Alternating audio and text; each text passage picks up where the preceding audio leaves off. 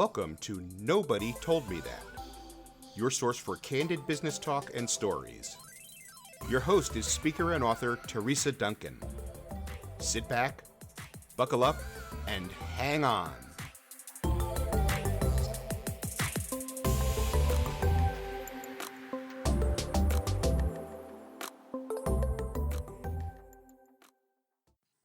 Kevin and I recorded this roughly a week ago, and you can see that so much has changed. So keep that in mind while you're listening to this show. We'll actually have an update coming out soon as we plan to regroup and kind of go over everything that's gone on.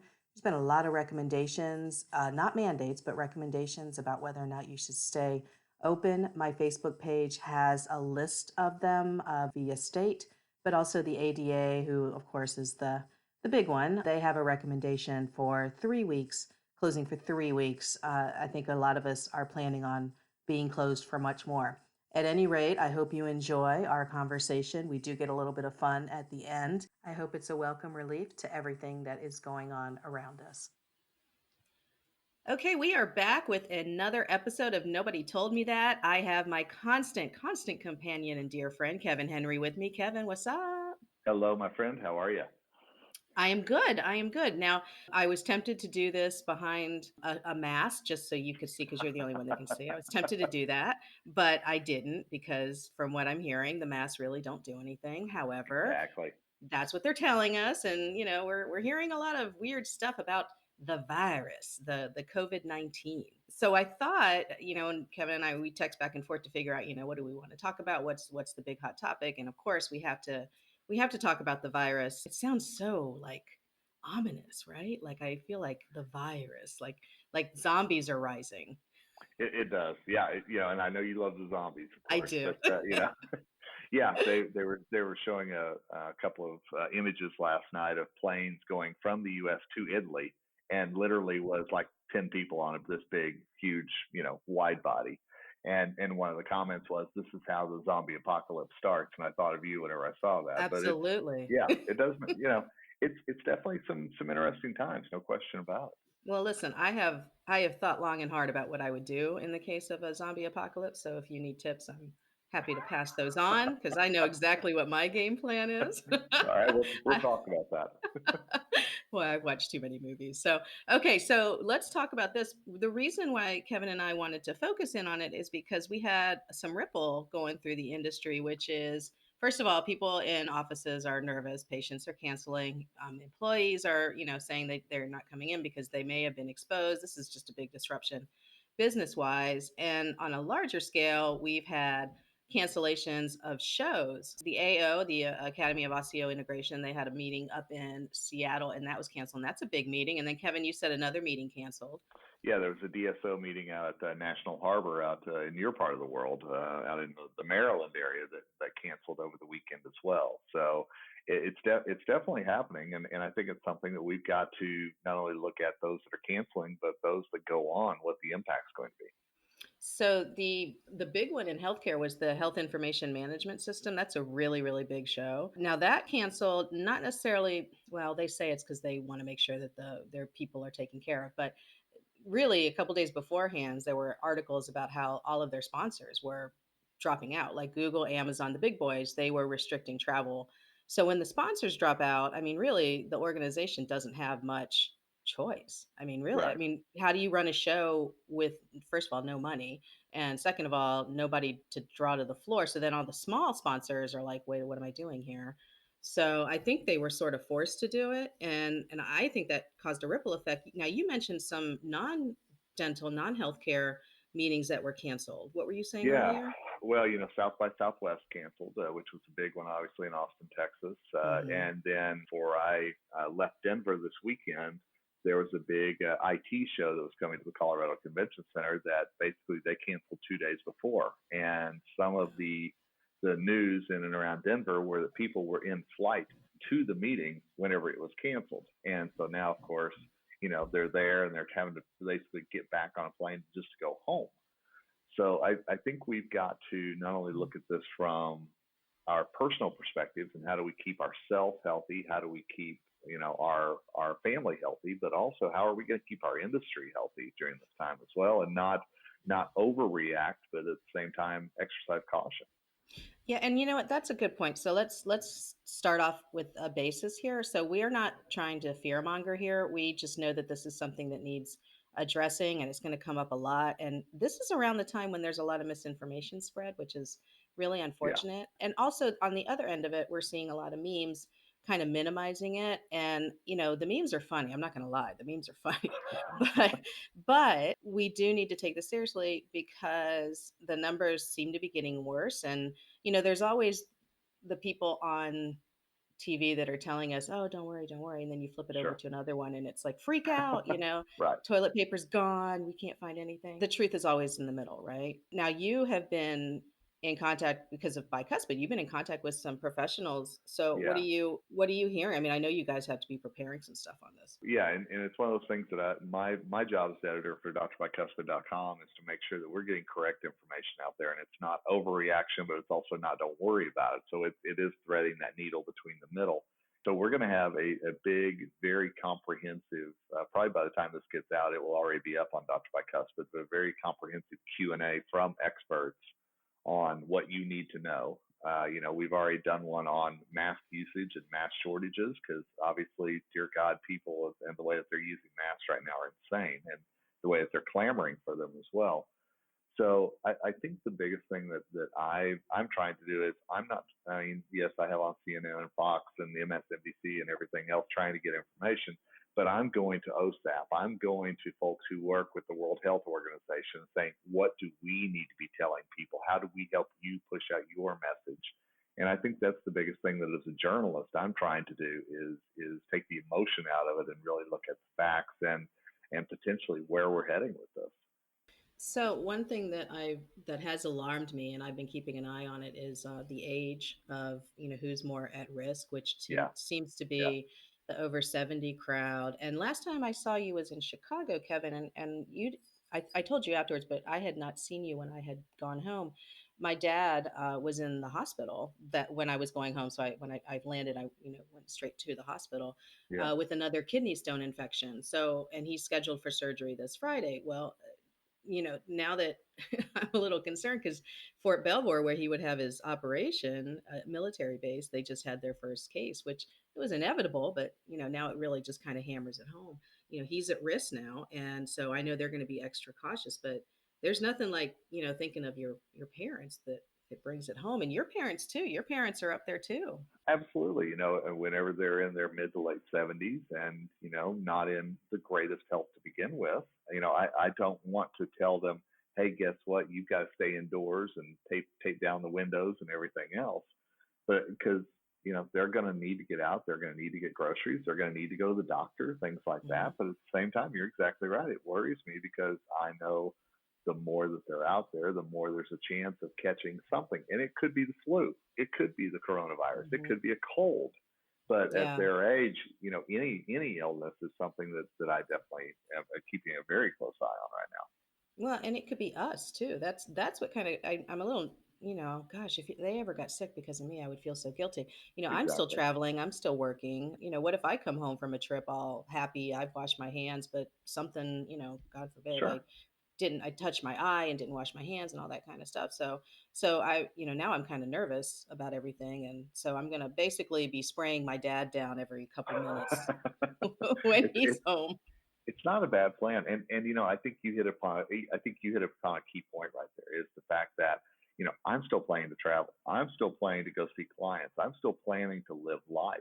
And I think that's what we have to do. I think we have to be particularly cautious. I think we have to take hand hygiene, as you mentioned, and make sure that we're doing that properly.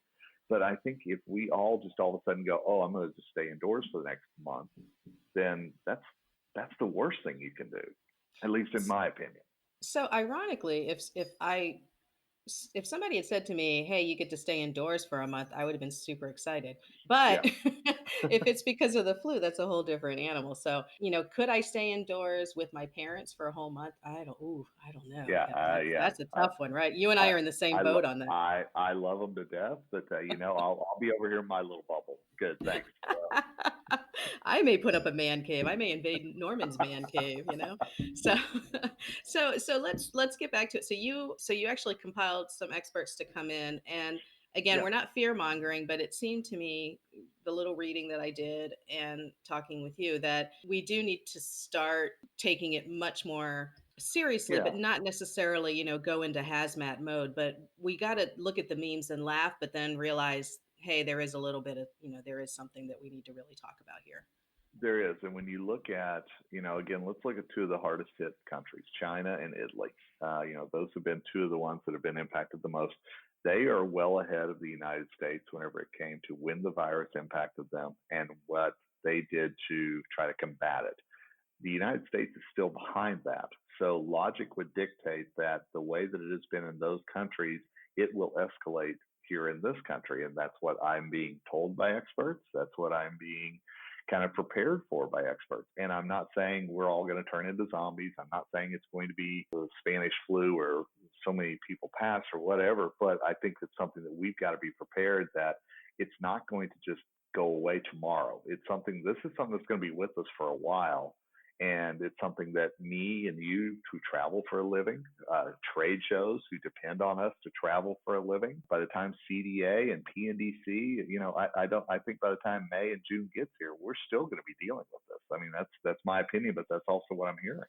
Man, if they cancel CDA, I'm going to be so upset. Not only because, well, first of all, we get paid when we speak, right? So Of I, course. I kind of got to keep speaking. So if any of the organizers are listening, if your speakers cancel and I'm free, give me a call. Um, just saying. Throw that out But there. just saying. But you and I are actually planning on. We're going to try to get to a UFC fight that Yeah. weekend of CDA, and Yep. I'm going to try to do some Disneyland to catch up with Star Wars. So I have a whole vacation for myself planned. So this has got to, SARS, you got to, not SARS, COVID, you got Well, to take a break. well, Take a break. and I will tell you, you and I are getting together in beautiful Fargo, North Dakota later this month Hmm. for a great Patterson event, and I'm super excited about that. It's something that we've been planning for a while. We've had on our calendars for a while, and it being the closest event that you and I are both going to together, and obviously North Dakota has not been an epicenter for anything like this. And I hope it isn't. But my plans to have the show go on, my plans to still be out there. And if people want to shake hands or fist bump or whatever, that's fine with me. But I'm certainly going to sanitize and wash afterwards too. Say I'm just going to make sure that I'm doing everything to take care of myself without insulating myself as much as possible. So I was at a Patterson event this weekend in Cincinnati. Shout out to the Cincinnati branch because Oh, they Lionel's great. rock stars, rock stars. Yeah, Danielle too. All of them really. So, but saw the ADOM chapter there. The girls there met some new people, and I was just hugging, hugging, hugging. And then on the way home, I'm like, wow, I hugged an awful lot of people today. Just kind of, oh wow, Yeah. kind of made me think a little bit. And then I come home, of course, and hugging my dad, and I'm like, ooh, no, let's not do that. So it is something to think about. Okay, so let's get back to, because now I'm just like, oh my gosh, now I'm freaking myself out. Okay, here's what I want to share is the testing right now. So I think the numbers honestly are pretty low because the testing has not been widely available, and both the big testing labs have said that they're ready to go. They've got a lot that they can roll out, and from what I'm hearing on the news, there's a 2 hour turnaround time for the results, but the lab doesn't have to release it right at 2 hours. Could be a couple days, but I don't know why you would take the test and then somebody go home, infect a lot of people, come back, and then, oh, hey, by the way, 3 days ago you had COVID, so you probably need to talk to somebody. So I think when people start getting tested, because right now you have to have a doctor's order to be tested. You can't just walk in and get tested. And you have to have met criteria, like you have gone somewhere or whatever, the criteria that they're talking about. So now if anybody's feeling sick, your doctor can order a test, even though you haven't been anywhere or haven't met anybody. If you're like the hermit out in the woods, you feel bad, they could order a test for you. And I think when those results start coming in, because those will be reported, I think that's when maybe the memes will slow down a little bit. But I think we still need to maintain a sense of, hey, we need to chill a little bit, because if we lose our heads, it's not the good way to go. Absolutely. And one thing too, I was surprised that we've seen social separation. I don't know if I'm saying that correctly, but like school systems have shut down, and people are being told not to come to work or work from home. That's the first time I remember, really. I mean, even the swine flu wasn't that bad, or SARS. I mean, do you remember that, where like people were separated socially? I can't think No, of the word. no, I don't remember that. And it's funny. I was having this same discussion with a friend of mine the other day, and he was saying that part of it's overreaction, but part of it is also we've never had the technology before as we do right now to be able to school from home, work from home in a very efficient manner.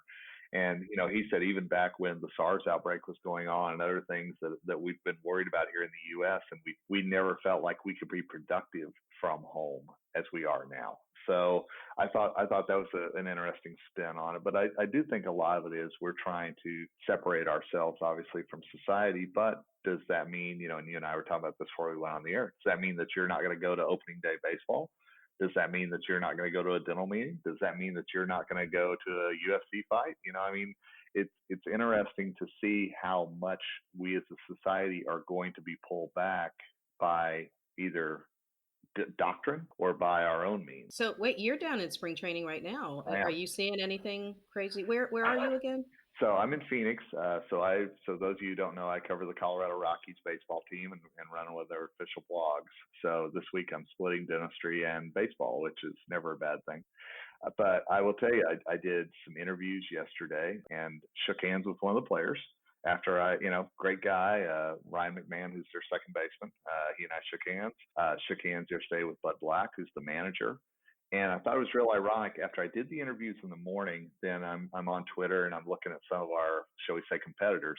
And one of our competitors tweeted out that nobody in the locker room was shaking hands. Everybody's just touching elbows, and I was just kind of like, that's not true. Really? So yeah, so it's just fascinating to me that I think perspective is such a big thing that we've got to think about. There is talk from the NHL, the NBA, Major League Baseball that they are going to close off locker rooms and have players brought out to try to make sure that reporters don't infect players and vice versa. I hope that doesn't happen because I think that's a little over the top personally.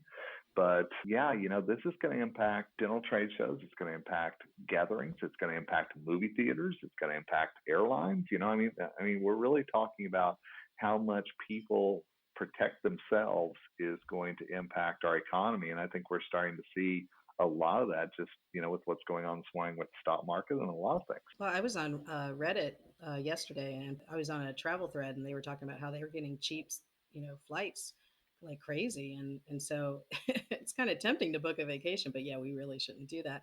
So when you said interviewing the players, I imagine like a jail situation where like you're interviewing from behind the glass. That's got to be Yeah. impersonal, right? Well, and what they're talking about doing, and it's fascinating to me, is that, and so normally, and I'm just going to use baseball as an example, normally during the regular season, they open up the locker room before and after the game for a certain period of time, and we can go in and talk to the players, and they're just in their lockers, and we get a lot of good exclusive interviews that way. And then when the postseason hits, they change that completely, where they bring players out to a conference area, and you don't get exclusive interviews anymore. Everybody, it's like a scrum, basically, is what we call it. And so that's what they're talking about doing, is now just making everything a scrum, which again, I understand the value behind it, but I also think that that's something then that hurts storytelling. I think it hurts the ability to try to get something that is a little deeper than the surface. So on the journalist side, my heart kind of gets heavy whenever I think about that. But again, I've got to realize that Major League Baseball, this is their product. And if a player gets sick or a team gets sick, good God, can you imagine? The Rockies can't play this week because they've got the coronavirus. Or Sure. yeah, Yeah. and they don't. I'm just saying, what if? But if you start thinking about how this could be a real ripple effect, and again, what I said earlier, this is not something that's going to go away tomorrow. This is something we're still going to be dealing with Memorial Day. I have no doubt about it, 4th of July. So I think we've got to be prepared for that, not only as dental professionals, but also as just people in this world too. Well, and I'll bring it back to dental because I know we're talking sports right now. I'll bring it back to dental in a second. But from I love my MMA, and Sure. what the fight that just happened Saturday night. Which, by the way, if anybody loves MMA, the women's fight, the main event was a snooze fest. Please don't watch that. But co-main were two women fighting, and it was probably the best MMA fight I've seen in a long, long time. Like honestly, like so good.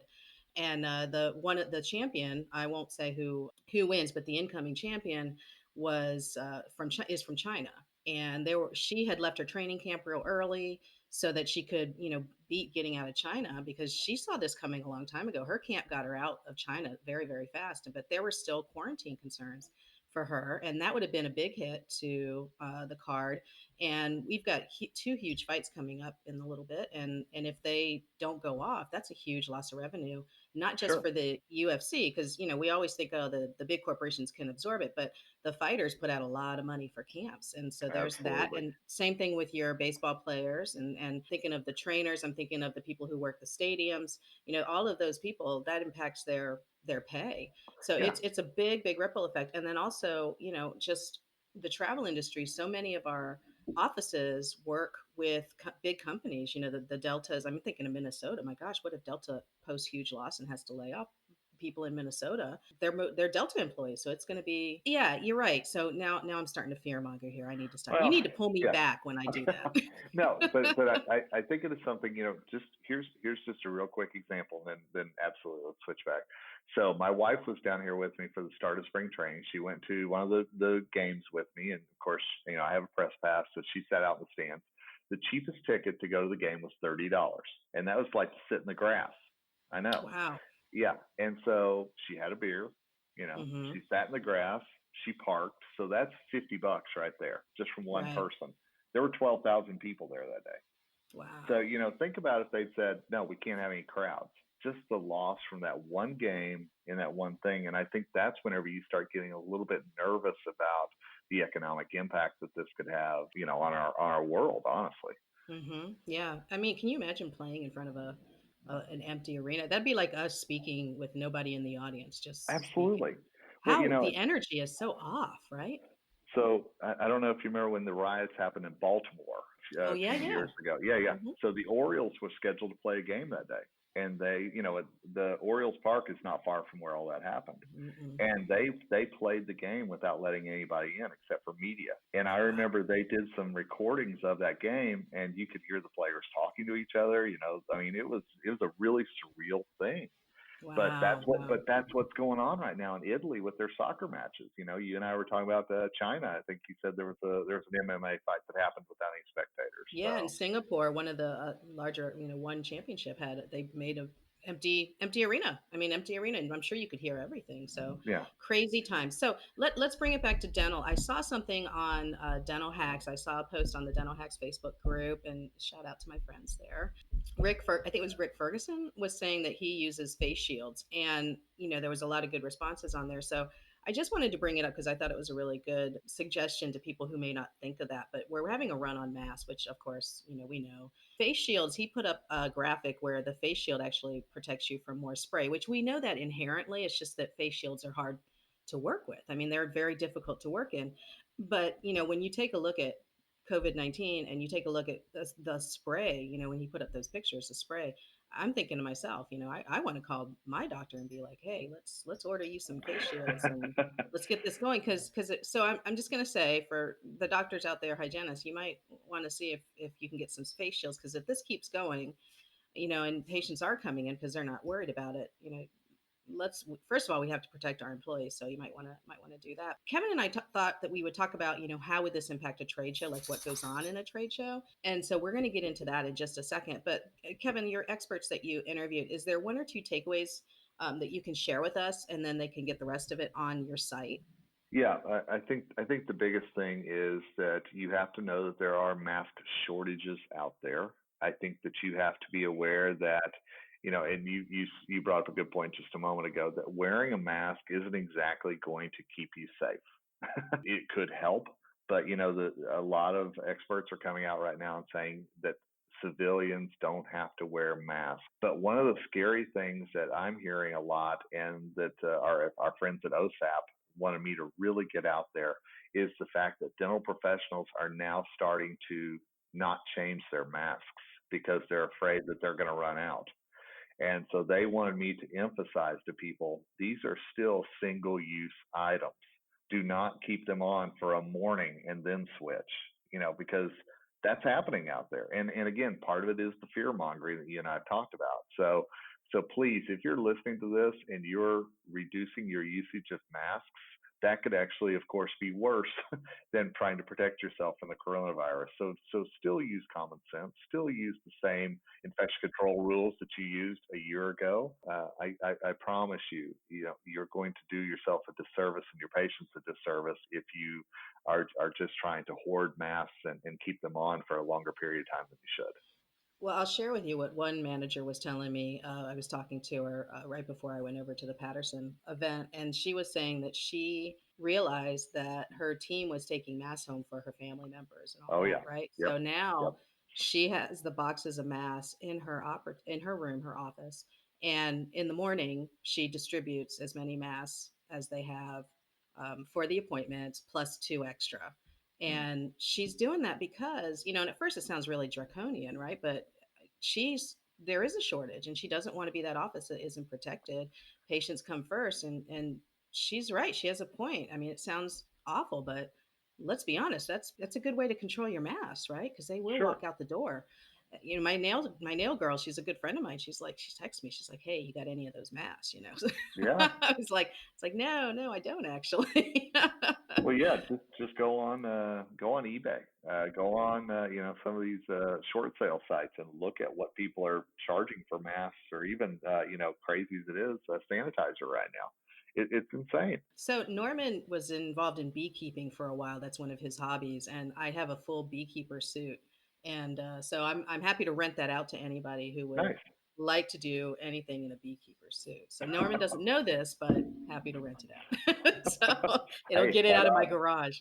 All right. So let's talk about trade shows because there is a certain loss with trade shows, and one thing that I saw in a lot of the comments when people were talking about trade shows is like, oh, no big deal, we'll just reschedule it. And no, no, no, no, no, it is a huge deal to cancel a trade show because the organizations, they have booking blocks in the hotels that they must meet, so you've got to negotiate whether or not you can get that money back if people start canceling. If they have travel insurance, hopefully this covers it, but apparently you must have a state of emergency declared in that state in order to be able to use it. So, like right now, Hinman, just for example, in Georgia, and it sounds like it's going to be fine, but I don't think Georgia has declared a state of emergency. Florida has. Would they be able to cancel and recover their money? No, because there's no state of emergency. I mean, that's what I'm assuming, and that's what I've been told. So the revenue that's involved is not only from attendees who it's easy for them to stay home, right? And they'll get their money. The revenue really is the sponsors that are there. And if sponsors don't show up, it's a real domino effect. So, Kevin, what's the most you've seen a company pay for a booth space, and what's the least you've seen them pay? Oh I my know I'm God. kind of putting you on the spot. I know the least, I mean, some meetings you can get a little tiny sliver of something for like 1,000. Yeah. Um, There are state meets that sell tabletops for $500. I know yeah. that for a fact. But I can tell Mhm. you that some of these giant booths, and it's not just the space that you're renting; it's the union you're having to pay to hang the twirly sign that goes overhead. The electricity that goes in there. Those could be upwards of $20,000 to $30,000 whenever you put all of and you then throw in, let's say you've got one of those big booths, you're talking about 6, 7, 8 people to run it, their Hmm. hotel, their food, everything else.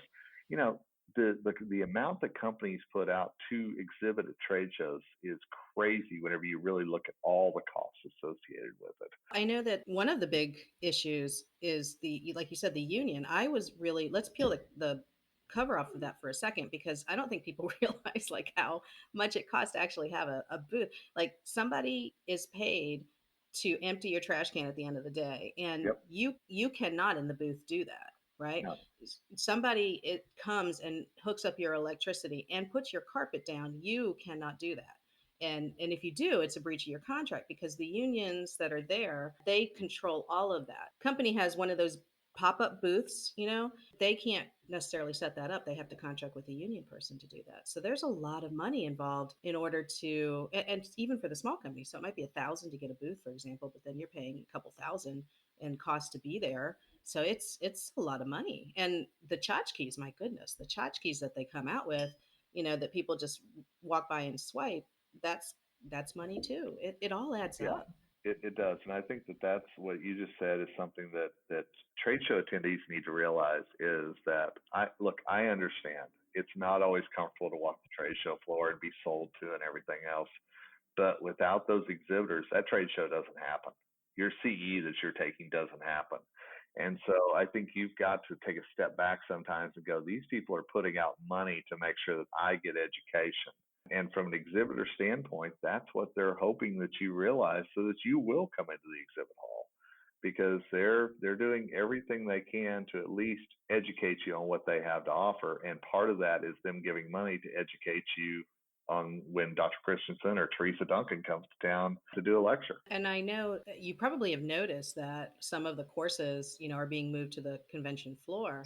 Now, that is a direct result of making sure attendees come into the convention floor for the sponsors. So ADA has got this AAPD, the Pediatric Association. I'm going to be speaking for them. They're going to have these meetings and on the floor, and it's exciting as from a speaker point of view. But you look at the overall picture of why didn't they let me have a big room so I can talk to more people? It's because they want to draw people onto the floor, and the sponsors are a lot of them pull out. Actually, we've seen some Yeah. sponsors actually leave big shows. In Texas there was a whole bunch of stuff that went on, but I know some of the shows down there, they don't have the Pattersons and Shines and all of that. No. That's a big loss when you don't have that kind of dependable money. ADOM, we have big presence there from Care Credit and Patterson Shine, all that kind of stuff. I mean, imagine if they decided to pull out, that show would get exponentially more expensive or even just cancel because they need that revenue to make it happen. And that's one of the things that I see unfortunately happening with state shows at a very local level. There are a lot of state dental associations that are struggling right now to put on a show because A, the attendance isn't that great, and B, the exhibitors know the attendance isn't that great, so they're not going to support it, or they're going to support it in the smallest amount possible. So it's really a vicious circle in that respect. But I think we've got to realize that not everybody can go. We're very blessed. We can go to a Chicago Midwinter or an ADA or Greater New York or a Hinman or whatever. But not everybody, if you're living in the middle of Oklahoma or Kentucky or Iowa, you may not have that luxury. So I think we've got to make sure, how do we keep education at a local level viable, and understand that those who want education locally need to understand that it's got to be supported as well through at least paying a visit to the trade show, or at least seeing the exhibitor. And hey, let's be honest. So you and I do shows, and whenever we're speaking at some of these smaller events, more intimate events, there are tabletops in the back with some of our sponsors. And you and I both know that we try to bring the sponsors into the talk, but we also see the people who are attending, man, they dart out of there. They rarely will talk to them, and they'll avoid them like they've got the coronavirus a lot of times, unfortunately. And again, that's that vicious circle, because you and I might not be there if those people in the tabletops aren't there. So how do we, and I think that's something that our listeners need to understand, is that they are the reason why education is happening, and how do we at least support them somehow, some way. Yeah, that's true, because the presence of the meetings, it means that we get our CE in a group setting. So I just want to call out that that is still one of the best means of learning, is learning from each other. I mean, you and I can teach webinars all day long. Sure. Sometimes I like it, because I don't have to. I mean, most of the time we're in our pajamas, right? So, but it is something to see the crowd interact and finding out what's going on in different areas. I mean, that's really amazing when it happens. So I really hope that the meetings don't take a hit, that they don't come back from. That's what I worry about, that they shut this down, like maybe a state meeting decides to shut down and they don't have the funds to recover because they are using the proceeds from the last meeting, to kind of Sure. drive that, and they're not able to start back up again the next year. That's what I worry about. Not so much, maybe not so much the big states, but the small states, the margins are slim on these meetings. That's something that I think most people don't understand. The margins are slim. Sometimes they even take a loss at these meetings. They do. And at some point, if you take a loss year after year, at some point it runs out. And again, I'm not fear mongering here. I'm not saying that, but I think we've got to be a little realistic and look at some of these states where it's just tough to keep going in the red to provide education. And what you said a moment ago is so important, because you can get online learning out there. I know that. And I know you and I can provide that. A lot of places can. But at the same time, there is something to be said for actually going and being social and listening and asking questions and getting out of something what you want rather than having something told to you and then at the end you go, well, that was fun, and you walk away. So I think there's a vast difference, and I think that we have to realize that as an industry, we don't want to go to that. We need ADOM. We need RDH under one roof. We need the Greater New York meeting. We need all of these meetings to exist, but it's going to take something on our part as consumers to make sure that they exist as well. So I just got a text from our friend Susan Gunn. That's apologies, I didn't silence my phone. She just told me that a really big tennis tournament was canceled, and then she writes, "CDA is next," and oh no, don't. I hope not. So No, Susan, you need to stop with the juju there. So stop with that. no. But I know I'm totally calling her out now. Well, just send her a note back and tell her opening day is going to be next, and see what her response is there. She won't like that. She's a big Rangers fan, for those of Yes, you she that is. don't know. So, but I'd also like to let the exhibiting sponsors know that there are a lot of them, that a lot of us that do appreciate attendees, that do appreciate that they're there, because it is one of the few times that you can talk to the representatives. So we do appreciate the pens. We like the little tchotchkes or whatever. I really love the tchotchkes, and I have to really stop from grabbing everything because it's my office manager lizard brain that takes over. Like, I see a good pen and I must have it. Like, that's part of that's like in our brains. But we do appreciate it, and I know I've met some fantastic salespeople. There's some not so fantastic salespeople out there, but I've met some really fun people.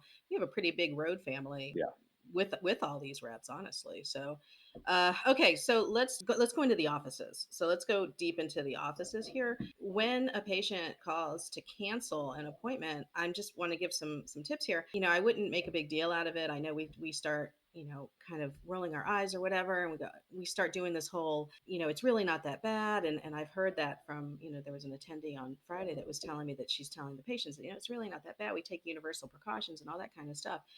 And I think I would say that. I would not say it's not that bad. I would never minimize it, but I would say, we take universal precautions. We have protective equipment here. We follow universal precautions, and they may not even know what that is. So maybe we need to find a different term. But I don't know if I would do the whole minimizing where it's not that bad, because we don't know if they've got elderly parents that they take care of, or anything like that. So it's definitely going to affect us as far as revenue goes. This is the time where it really hits that dentistry is face to face. I mean, our buddies at Smile Direct Club, and I use that sarcastically. If people don't come in to get their impressions, they're going to suffer too. So it's not just the ones that we think of as teledentistry. I think even regular dentistry, we're going to take a hit. So I do think, and I'm curious to hear what you have to say. I do think that we're going to see much less production in 2020 because of this. And it's not just patients freaking out, but employees too. If employees aren't there, we yeah, can't necessarily work. So what are you seeing? Are you hearing it? I mean, you're the lovely bride, Dana. She's in yeah. offices already. Is she hearing things? I think we're all hearing that people are very nervous right now, and I think that these next couple of weeks are going to determine a lot of how the next quarter is going to go, or the rest of the year. I think we're at a real tipping point with this, and I think people are still not. How do I say this? I think they're still not afraid to go out of the house. But I think that if we get to the point where it really continues to spread at the rate that it has, I think we could get to that point. But I will say this. I think that this is an opportunity for dental practices to reaffirm what we know that you all are doing already, and that's that you all are taking serious steps to protect the patient every day. You all were doing that 6 months ago before we didn't know about coronavirus. How are you explaining to your patients that infection control has always been at the top of your priority list for them? I think that this is the time for you to get the messaging out there. Our friends at OSAP are tremendous with some resources that can help you with that. I think that it's important for you to say, we've been taking care of you even before you were worried about us taking care of you, and really get that message out there. So yes, I know you're going to have cancellations. Yes, I know there's going to be some people who are going to be nervous about coming in, but at the same time, your proactiveness to alleviate some of those concerns is going to be critical, I think, to your business's growth or demise over the next few months, just to put it bluntly. So let me just throw out an example of what you can do, because what you said is genius, really kind of getting the message out that you're taking precautions. So I think you should have a meeting with your team to go over, what's going on. Not only how are we going to handle patients, but what about if you feel sick? What's the protocol there? Our friends at Cedar Solution actually put up. I'll link the blog. I'll link OSAP as well, and I know you're going to put something up on bicuspid, so I'll Yep. link that too. But our friends at Cedar, wrote a blog post about, what do you do if the coronavirus hits your office, and it was very helpful as far as, what do we do with our employees calling in sick and policies and all of that. So have this meeting with your team. What I would also do is you're going to have cancellations. We have cancellations, right? So if Sure. your team if the office is empty and your team has a get your team together, get everybody in whatever conference room you use, and have a quick meeting, and then take a picture of that. Take a picture of it, and then put it on your social media that we take this seriously. Our team is has undergone education to do all of that because you guys are meeting about it. I mean, honestly, from a that's what I'm going to do with the offices I'm still in, is I'm going to tell them, look, we need to do something on social media that says, hey, we're preparing, everything's cool, we're safe here, but we're ready for it, and your health is priority. I would get that messaging out pretty much as fast as I can, honestly, because I think a lot of people can't. I mean, shoot, if there's threat of snow, people cancel. So can you imagine if this gets worse, people are going to cancel just because somebody coughed on the metro or something. Yeah. So like crazy, crazy times. Now, when you said OSAP has a lot of resources, have you done an interview with OSAP, or is that on the horizon? I have. So I did an interview with OSAP. It's on drbicuspid.com right now. You can check it out. We talked about proper mask usage, as well as talked to representatives from Henry Schein and Patterson about mask shortages and what they're expecting. Because I will tell you, I've been in, and like you, I've been in a few branches for Patterson over the last few weeks, and have heard that there are some restrictions on ordering. And so what we're trying to do is get ahead of that, and again, not fear mongering, but giving you the right information so that you can be prepared. And so if you go to drbicuspid.com and or look for mask shortage, the article will pop right up there. We have a statement from OSAP as well as Shine and Patterson that I think hopefully will help you all understand a little bit more about what's going on out there. Now, I realize that we have sometimes new to dentistry users. What is OSAP and Oh, what sure. is their mission? Because I don't even think we define that. So I apologize, people. We try not to do that. That's a great point, and thanks, because I will say OSAP's probably the best kept secret in dentistry, and that's not a good thing. The Organization for Safety and Asbestos in Procedures, OSAP. So what you need to do is osap.org, and you can go there and look up. And if you ever have any infection control questions, if you ever wonder about if you're doing things properly in the practice, I beg you, don't go to Facebook. Don't ask the practice next to you. Go to OSAP. They have free resources on there that can help you. And again, quick plug for them. A membership is minute every year to get some great information that can really help you make sure that you are protecting your patients properly. So if you're new to dentistry or been in there forever, I strongly, especially this time, osap.org is a tremendous resource for you. So I'll give you an example of Facebook OSAP versus, faux OSAP versus actual OSAP. Is on Facebook, there was a question, and this goes around every little bit. I'm sure Tia, our friend Tia Hunter, Yeah, I actually can see her face get redder and redder and actually explode when she sees this question. But can we have fake nails yeah. in the back as a clinician? And, you always see people going, yeah, as long as you keep them short, it's not a Right. problem. Blah, blah, blah. And the recommendation is to not have fake nails in the back because you can get bacteria trapped, and there's studies that show the actual, like, the trapping, and it's freaking disgusting is what it is. They don't want the fake nails in the back, and that's something that I think a lot of offices don't know, because I know I see it all the time. Dental assistants taking classes, hygienists coming in, and they've got beautiful nails. Maybe they're short, but they're blingy, they're fake. So that's something, when you go on Facebook, you're going to get two different opinions, and you might be like, well, this office, they're pretty smart. They do it, so it must be okay. And that's not the case. So get the truth. Yeah, it's like my grandpa used to say, there are things you can do and things you should do, and sometimes those two aren't the same. And absolutely, you can have fake nails. You shouldn't have fake nails, but yeah, please, if you've ever got a question, my God, some of the things that float around these Facebook groups, I'm in so many for dental assistants, and I just shudder whenever I see the answers that they're sharing back and forth. So yeah, go to the experts, just like we're talking about with the coronavirus, just like we're talking about with business practices, so many different things. Go to the experts and ask them for advice, and you'll be surprised what you've been doing all this time may not exactly be best practices. So, coming up for you, you're doing the spring training, and then we're in Fargo, right? We are, yeah, So, cannot yeah, wait we to got, be there. yeah, it'll be a lot of fun. And for me, I'm totally geeking out this week because the code maintenance committee meeting is this week. So I leave on Wednesday. And interestingly enough, I've already had notifications yesterday from my app.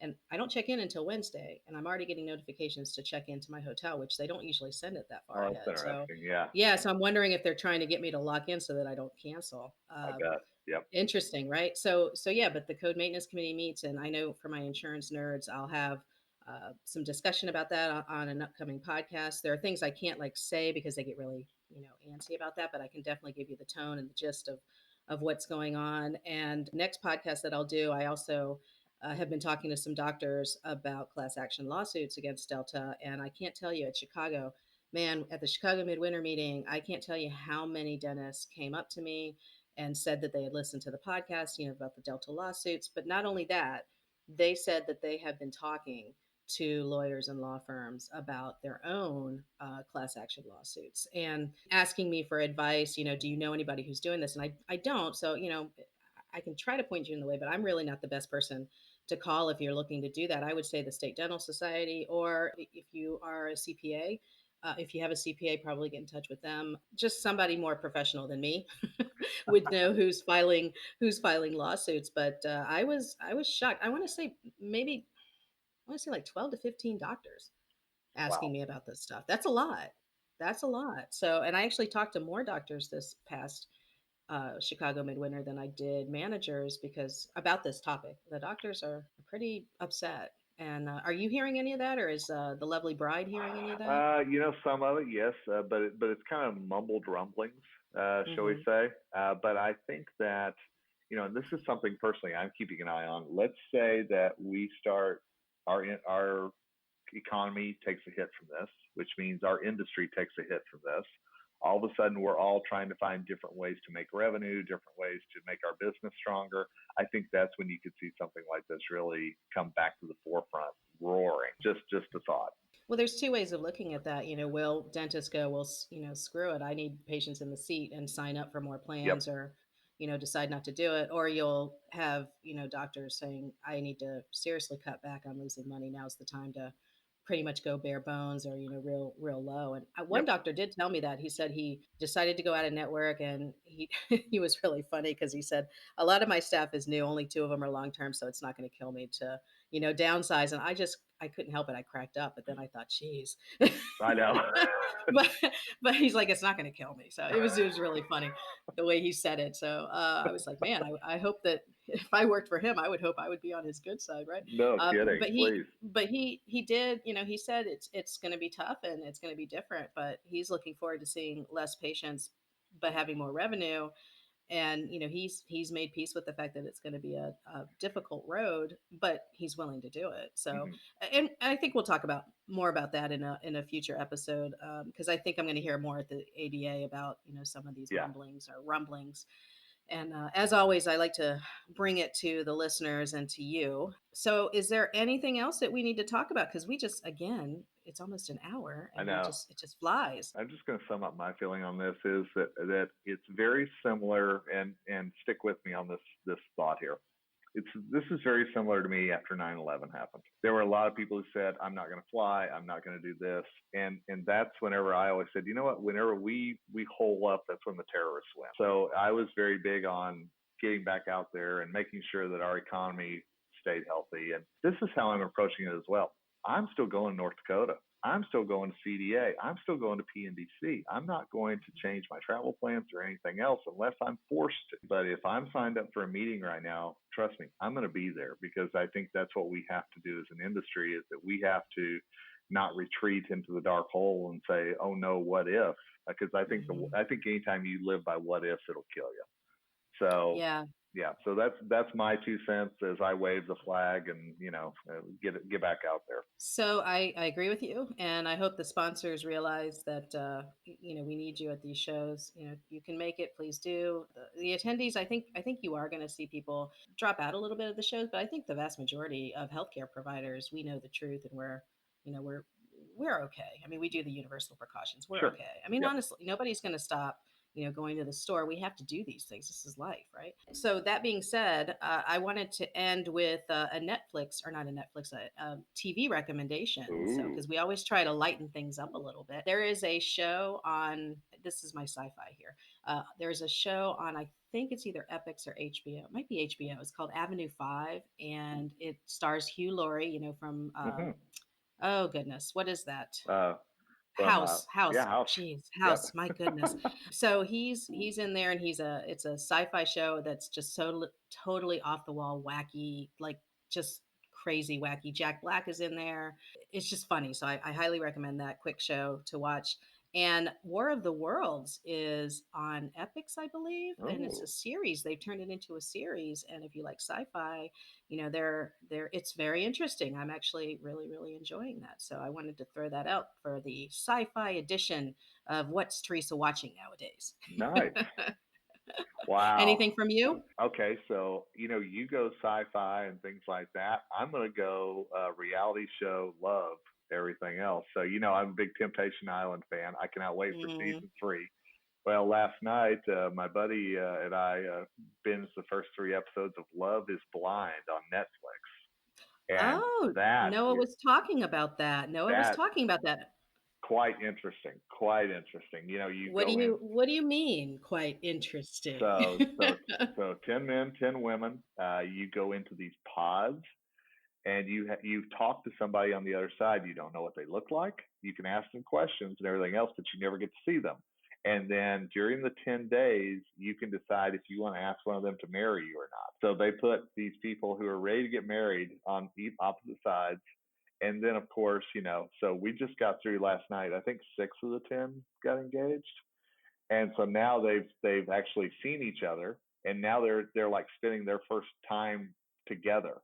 And it's very interesting how that they fall in love with the voice, but all of a sudden when reality hits, it's like, oh, this person's not who I thought they were. So did that happen where somebody was like, "Ew"? Oh yeah, oh it already has. Oh Oh my yeah, it's already going, and there's god. still 8 more episodes to go. So I'm just gonna tell you, so far it's been a very fascinating psychology experiment watching it unfold. And I'm all for a good train wreck. Mm. And so far we've definitely already had one, so it's fantastic. My favorite train wreck is 90 Day Fiance, which I never thought I would Oh, watch, but it is. If you ever want to dive into a steaming hot mess, that's it. So, sometimes we need but that. we do. And if we're staying home, for crying out loud, we might as well watch something fun. So, Love Is Blind on Netflix is your I recommendation. will give So, it a thumbs up, absolutely.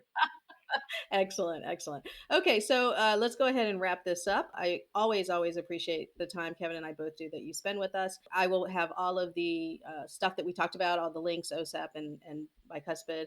I'll put that all in the show notes for you. And don't go buying a million masks. Don't No, don't please. sterilize your masks. That's another thing. Don't put them through the autoclave. Don't do any of that stuff. But I want you all to stay safe, keep an eye out for what's going on. And if anything breaks or anything crazy happens, Kevin will definitely be on top of it with Bicuspid. So always check out that site. Please. So, Kevin, enjoy spring training. Enjoy your time. Hey, thanks so much. Always good to catch up with you, and I'll look forward to hanging out with you in Fargo in just a couple of weeks. Woohoo. All right. Thanks, everyone. Subscribe to this podcast so you'll get our next candid discussion. Visit Teresa's website, odysseymgmt.com. That's odysseymgmt.com for more information on Teresa's courses, books, and speaking schedule. Subscribe to her newsletter while you're there. Don't say we didn't tell you that.